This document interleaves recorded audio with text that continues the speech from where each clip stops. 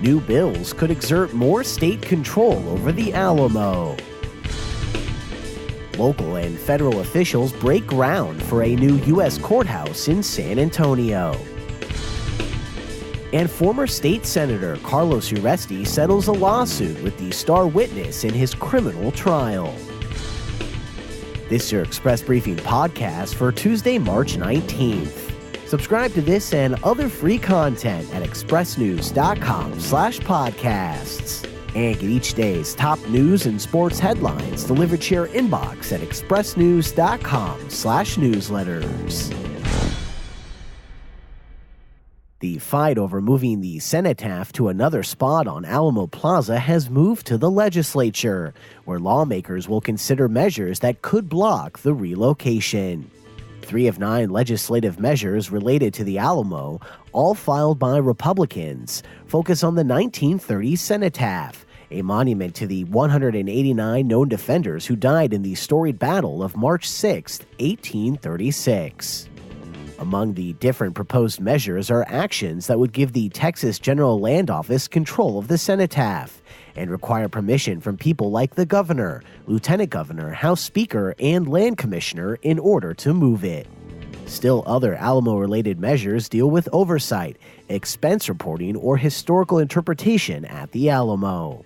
Texas Land Commissioner George P. Bush says the current plan to repair and rebuild the cenotaph on a new steel frame about 500 feet south of its current location and add the names of several defenders who had been left off is the result of a 4-year process that included more than 50 public and 200 stakeholder meetings. Last year, a 26-member Citizens Advisory Panel unanimously supported the move, noting that it will allow for better interpretation in the plaza and leave the monument in a new, prominent place with direct views of the iconic church facade. Using golden shovels for the ceremonial turning of soil, Monday, members of the area's congressional delegation, Texas's 2 U.S. senators, and several judges broke ground on a new downtown federal courthouse.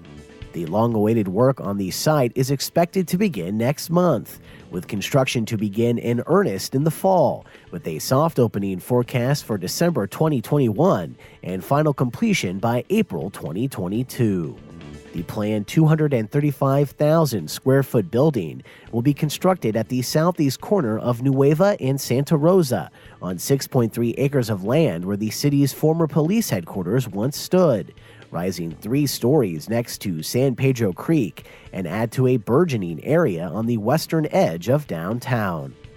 The plan calls for a courthouse with inside parking spaces, 8 courtrooms, and 13 judges' chambers, as well as house offices for the federal public defender, U.S. Marshals, court clerks, federal probation and pretrial services, and the U.S. Attorney's Office.